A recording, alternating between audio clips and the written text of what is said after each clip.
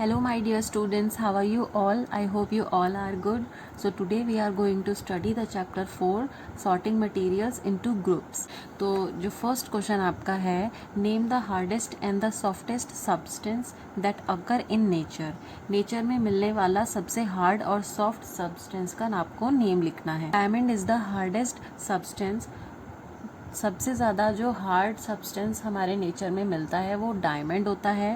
Talcum is the softest substance. जो talcum होता है वो जब सबसे ज़्यादा सॉफ्ट सब्सटेंस हमारे नेचर में मिलता है. सेकंड क्वेश्चन आपका है, व्हाट इज़ क्लासिफिकेशन. क्लासिफिकेशन क्या होता है? It is the process of grouping all living and non living things on the basis of common properties. Classification उस प्रोसेस को कहते हैं जिसमें हम लिविंग थिंग और नॉन लिविंग थिंग को उनकी कॉमन प्रॉपर्टीज़ के बेस पर अलग अलग डिवाइड कर देते हैं.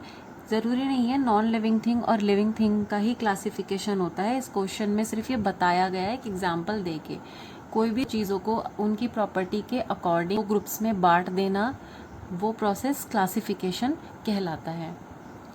Third question, what is the practical use of lustrous material. Lustrous material मतलब जो शाइनी मटेरियल्स होते हैं उनका प्रैक्टिकल यूज़ क्या होता है. Lustrous materials are use to make beautiful jewelleries and decoration. Lustrous materials जो होते हैं उनसे बहुत सुंदर ज्वेलरीज बनाई जाती है और डेकोरेशन के जो भी थिंग्स होते हैं वो चीज़ें बनाई जाती है क्योंकि वो बहुत ज़्यादा शाइनी होते हैं. They are also use to make mirror. वो मिरर बनाने के लिए भी काम में आते हैं. Why ice floats on water. Water के ऊपर आइस जो होती है वो फ्लोट क्यों करती है. Ice floats on water. Ice जो है वाटर के ऊपर फ्लोट करती है बिकॉज क्योंकि the density of ice is less than the density of water. जो आइस की जो डेंसिटी होती है वो वाटर की डेंसिटी से कम होती है, इसीलिए जो वाटर के ऊपर आइस फ्लोट कर पाती है. फिफ्थ क्वेश्चन आपका है, right any 4 properties of material. Material की 4 प्रॉपर्टीज़ कोई भी लिखनी है तो सबसे पहले अपीरियंस, जैसा वो दिखता है. उसकी हार्डनेस, वो कितना ज़्यादा हार्ड है. सॉल्युबिलिटी, उसकी सॉल्युबिलिटी क्या है, क्या वो वाटर में सॉल्युबल है और नहीं है. फ्लोट और सिंक इन वाटर, वो वाटर में फ्लोट करता है या सिंक करता है. नेक्स्ट आते हैं आपके long question answers. First question आपका है, why do we cook food in utensils made from aluminium और अदर मेटेलिक मेटल्स. हम अपना जो खाना होता है वो फूड जो होता है जो भी वो हम एल्यूमिनियम के बर्तनों में या फिर दूसरे मेटेलिक मटेरियल्स के बर्तनों में ही क्यों बनाते हैं. दिस इज़ सो, ऐसा इसलिए है बिकॉज क्योंकि aluminium and other metals, aluminium और जो दूसरे मेटल्स होते हैं are good conductor of heat. वो हीट के अच्छे कंडक्टर होते हैं, मीन्स उनमें से हीट बहुत अच्छे से पास हो सकती है. एंड दस result in cooking of food faster. इसलिए उनमें जो खाना होता है वो बहुत जल्दी बन जाता है. सेकेंड क्वेश्चन है, air is considered as a poor conductor of heat. जो एयर है उसको बहुत पुअर कंडक्टर माना जाता है हीट का. Where this property of air is useful. जो एयर की ये प्रॉपर्टी है ये कहाँ यूजफुल होती है. Air is poor conductor of heat.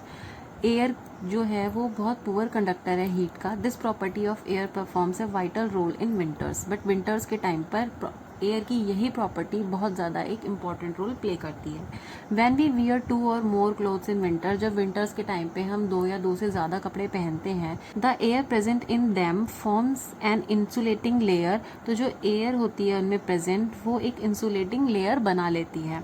And does not allow the heat of our body to go out. और वो इंसुलेटिंग एयर क्या काम करती है कि हमारी जो बॉडी की हीट होती है उसको बाहर जाने नहीं देती, वो अंदर ही लॉक करके रखती है.